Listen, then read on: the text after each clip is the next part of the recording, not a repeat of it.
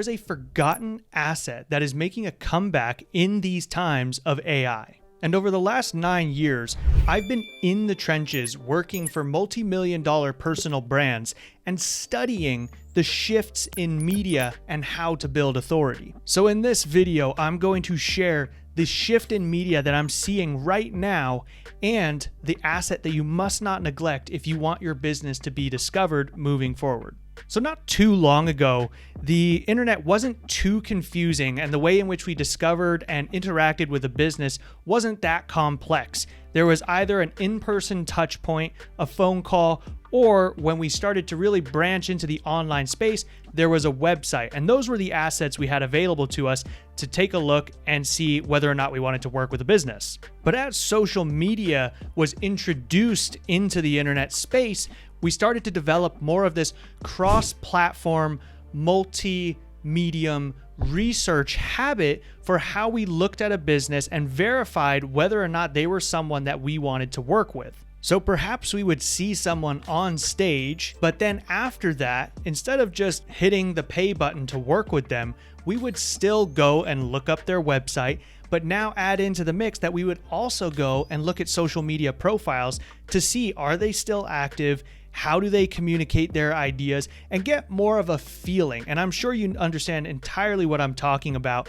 If there's a coach that you've wanted to work with in the past, or a service provider that you're looking to work with, you go and you do your research, and that doesn't just involve their website alone. You go to their social media profiles and you look to see how they hold themselves and how they communicate their expertise. Well, now there's another medium that has entered the mix and our clients are using to research and verify we are who we say we are, and that medium is AI search. ChatGPT, Perplexity, Gemini, all of these AI search engines that we go to and we have conversations with, our clients are going there, and that is becoming common behavior that they ask for solutions in those chats, and we're hoping that we're the ones recommended to them. That is the place that we now need to start showing up if we want to continue to be found by our clients moving forward. And to prove that this isn't a small thing, I was the guy who built my dad's brand for his speaking, his coaching, and his information business. And we were getting $30,000 to $50,000 speaking gigs for him, in which multiple of those actually came through ChatGPT, where the event hosts were searching on ChatGPT and asking it, who's a good keynote speaker for my event? And he was being recommended. So how do you show up in these recommendations? One of the websites that I've really been enjoying looking at and reading about this information is on Search Engine Land, and one of their writers, Danny Goodwin, has been putting out a lot of good material to help understand what these AI engines are citing, where they're looking for their information. And on this particular article here, it talks about multiple types of mediums in which it's retrieving information and prioritizing things. And what we look at here is that we've got top 5 sources that these engines are citing, including the Wikipedia, Reddit, editorial sites like Forbes, and then we've also got Reddit, LinkedIn, and YouTube. So over here they said that we've got YouTube, LinkedIn, Wikipedia, and Forbes on the top 5, including Reddit as well. So top 5, Reddit, YouTube, LinkedIn, Wikipedia, and Forbes. And what we're seeing with these particular mediums, if we generalize them, we have got a forum, we have got a social media platform owned by Google. We've also got LinkedIn, which is very people professional focused. And then we've also got Wikipedia and Forbes as trusted sites for information or authoritative media. And so the big thing to note here is that it's multiple mediums. And so being able to show your brand be mentioned across all of these mediums is going to contribute a lot to whether or not you're recommended, because the AI engines go out there and they look for confirmation of the same information to have trust in the information they're going to serve. So if you can have your website out there, if you can have your social media, if you can be mentioned on third-party media platforms like Forbes and these other news outlets, then that's all going to come together and add to your trust factor of AI recommending you. So it's pretty obvious that when it comes to something like Forbes or Wikipedia, those are very authoritative, highly trusted domains in which you would be mentioned on.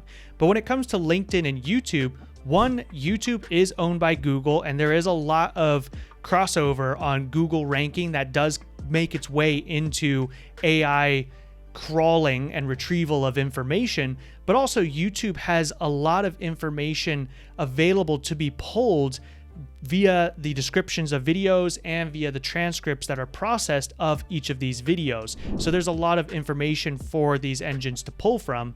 And then LinkedIn is really good and is referenced a lot when I'm researching people, because people are in there and they share details about their work history, their profession, their position, all of those things. And so that's a very good source in which, if you want to build your personal authority, make sure your LinkedIn is up to date, because these AI engines are going to LinkedIn to find details about business professionals. So what is this forgotten asset that I think is making a comeback and contributes to our ability to be found on these AI engines? It is the combination of websites and blogging. And I say forgotten asset because websites seem to be one of those things in which you set it and forget it. So many people built their website so long ago and it's no longer up to date. No new content has been added to it. It hasn't been optimized. And so it's sitting there gathering dust, but not really being used and actively being updated to contribute to our ability to be seen on these AI engines.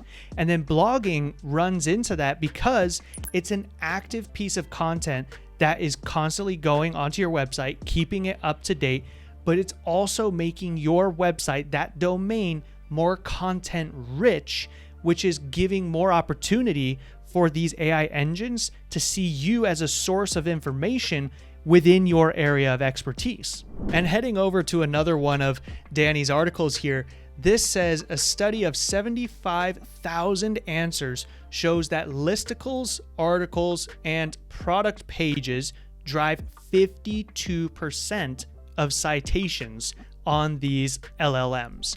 So that's a ton of reference data being pulled from articles and product pages and all of that. So if we can write more of those and even repurpose them onto other outlets like Medium and other newsletter platforms, other article platforms, then we can help spread our message, our information into more of these areas that AI is retrieving information from. Now, where these news outlets, the publications, are very high authority outlets that does a lot for getting you to rank and be recommended, they tend to be more difficult to get featured in. And if you're going to pay for them and you have those connections, it can be a lot more expensive. So one, it can be more expensive. It might be more difficult to get in, which also means that there's going to be a lower frequency of those things, those outlets being published. Whereas with your own website, you're in full control of that. You can put out as many articles as you want. You can build out your website as much as you want. So it's something of an asset of yours in which you're in full control of. And so I love all of the mediums and being able to show up on all of these outlets, but I'm also a big fan of making sure I know what assets I'm in control of and can double down my efforts on. Now, I don't want to get too technical on this, as in maybe another video in the future, but there are a few things to focus on in optimizing your website and your blogging. Here's the thing. Websites have been looked at as this, it has to be very pretty, it has to be very highly produced. But the thing is, AI engines have a harder time reading that. And so instead of a bunch of images and videos on your website, you want it to be very clear text that is easy to read, easy to understand, easy to summarize, and be referenced in these AI engines. So when you're creating your website or, revising it or doing your blogs, just make sure it's very clear on text, using clear headings and paragraph structures so that it segments the material in a way that's easy for AI to retrieve. And then use things like the metadata for each of your pages, where each of your pages has a title, it has a description, and then even look at implementing schema markup, because this also is a very easy way for AI and other crawlers to retrieve information about your website and your pages and use that within these referenced AI outputs. So one last word of warning. As you can see, as these articles are coming out talking about how AI is referencing and citing different sources, media just keeps shifting, and some engines are going to prioritize different sources more than others. So the important thing with gaining authority and maintaining the ability to be found and generate business, you want to make sure that you're capturing all of these assets for yourself. Get your social media profiles, get your website, get all of these assets in place, and make sure your messaging is consistent across all of them, so that no matter where media shifts, you can capture it and funnel it back to you. So with that, subscribe for more discussions around engineering your identity. And if you'd like to look at how we could work together, click the link in the description.